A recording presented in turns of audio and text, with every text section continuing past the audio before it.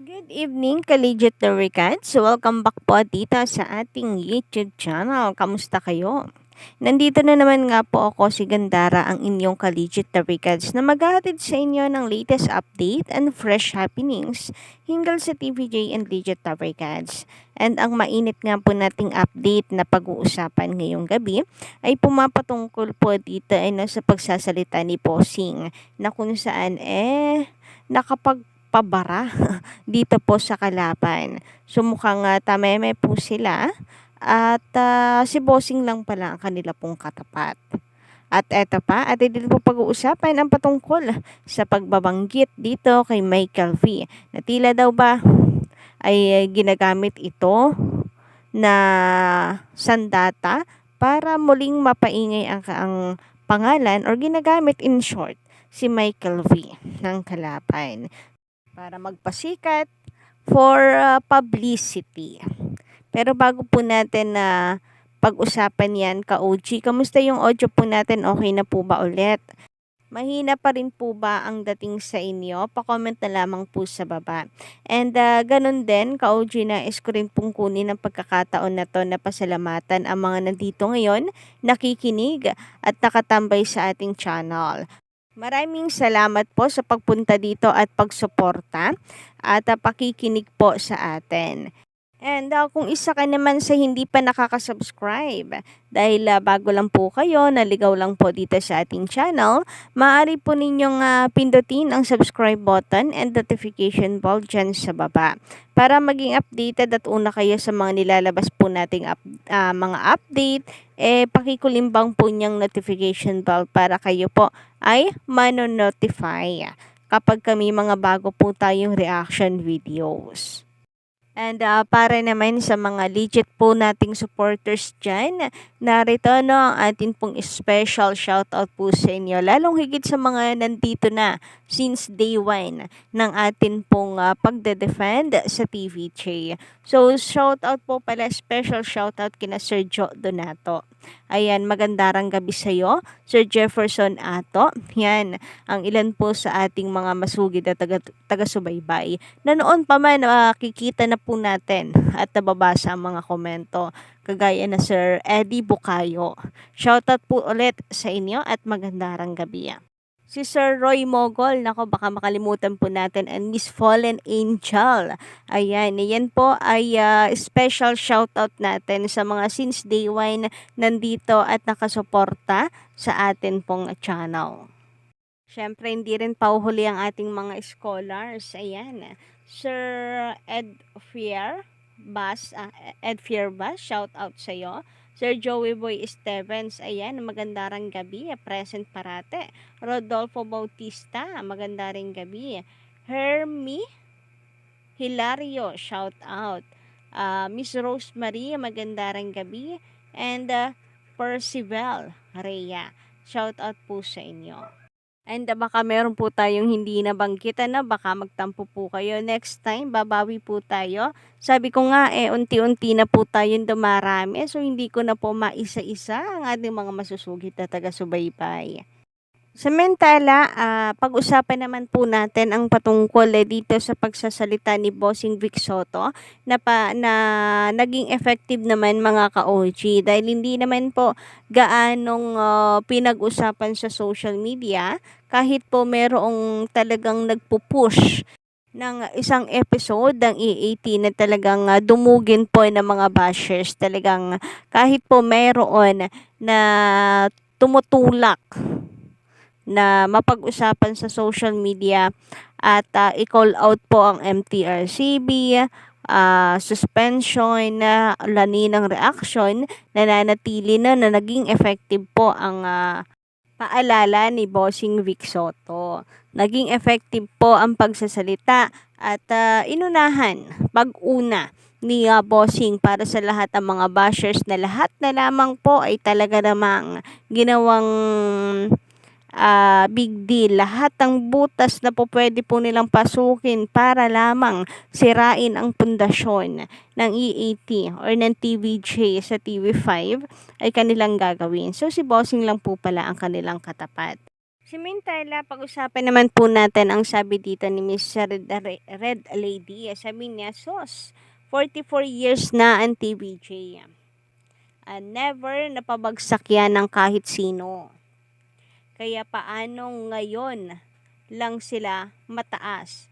Di yan mawawala. Tsaka mataba ang utak ng TVJ. Hindi mawawalan ng gimmick yan o pakulo. Totoo yan, agree po tayo sa inyo. O pakwela. Original ang TVJ. Yung hindi yan mapapabagsak mula noon hanggang ngayon.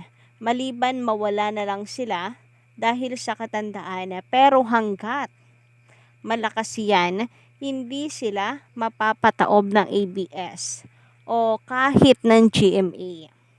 Nagpalipat-alipat na nga ng istasyon, nangunguna pa din sila.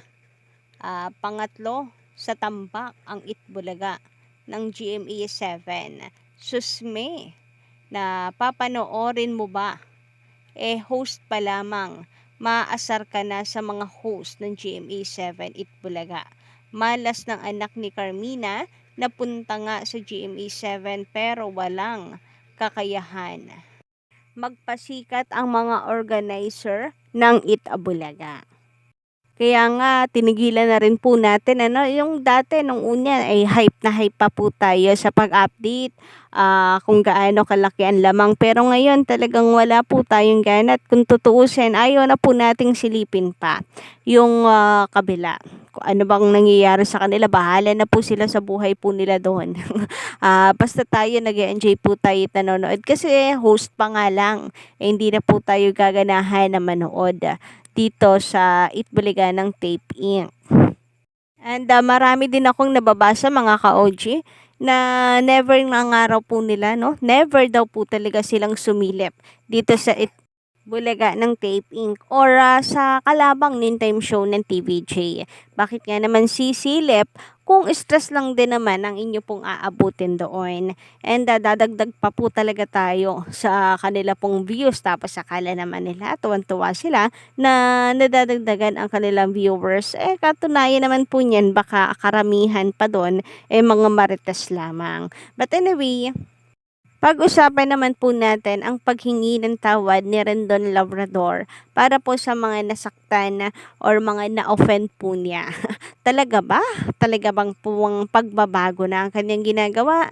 Dahil ayon po sa mga bashers or sa mga tao, sa mga netizen, ay mukhang ngayon lamang to. For publicity lamang daw ang ginagawa. Kasi siguro pati raw siya ay nararamdaman na rin na parang wala na rin pakialam ang mga tao sa mga sinasabi niya. Na wala na rin yung hype ng tao na patulan pa siya. So, yun ang komento ng ilang netizens na until now hindi pa rin makapaniwala sa mga paghingi ng tawad ditong si Rendon Labrador. Baka nga raw kasi ginagawa niya lamang ito for publicity para muli siyang pag-usapan at siya po ay umingay ang pangalan. Kagaya ng paghingi ng tawad dito kay Michael V. and kina Vice Ganda. So nadawit po si Michael V kasi isa rin po ito sa sinabihan niya, laos na raw. Sabi nga po dito, I'm apologizing at wala akong masamang intentions sa inyo. Ito ang ipinahayag ng social media personality na si Rendon Labrador sa isang panayaman ni Ogie Diaz matapos nilang mapag-usapan ang patungkol sa kanyang mga tila pananalita sa iba't ibang personalities. Hindi ba mabigat para sa iyo dyan? Mali. Hindi ba mabigat para sa iyo? Yan na naghahanap ka ng mali ng iba? So, dapat ikaw perfect? Tanong ni Ogie. Tapos, sabi naman daw po dito na Rendon ay, I'm trying to be perfect. Perfect. Ngayon, nakikinig naman na ako. Marami akong opportunities. Marami akong taong nasaktan din naman talaga. Na nire-regret ko rin naman. I'm trying to be better. I'm willing to listen naman, lalo na sa industry na alam kong marami kang kaibigan na nasaktan ko ng damdamin. Kaya nga nandito rin ako ngayon na para at least maipaliwanag ko yung side ko. Yung side ko na walang masamang intensyon, na willing pa nga akong tumulong sa Aterendon. So, kung nasaktan na kuman kayo, Vice, ayon sa lahat ng artista, Michael V, I'm apologizing at wala akong masamang intensyon sa inyo. Hindi ko kayo dinidiscredit. I'm thankful sa mga nagawa ninyo. Ang gusto ko lang, matulungang magising. Sana makasama ko kayo sa pagbabago ng Pilipinas. Wika pa ni Rendon. Ayan na naman sa kanya pong sa kanyang word na o kanyang kataga sa pagbabago ng Pilipinas para daw maging matalino ang Pilipinas, ang mga Pilipino. So talagang ayaw niyang bitawan ito, no? Ayaw pa rin niyang bitawan yung pangbabatikos kasi dito sa kanyang panayam na ito ay mukhang ganun pa rin ang kanyang gagawin. Humingi lang siya ng tawad sa mga taong nasaktan niya pero ipagpapatuloy niya kung ano ang kanyang ginagawa kagaya noon. Wala naman sanang masama pero kung sobra-sobra naman or below the belt na yung mga sinasabi, parang mali na po ata yun.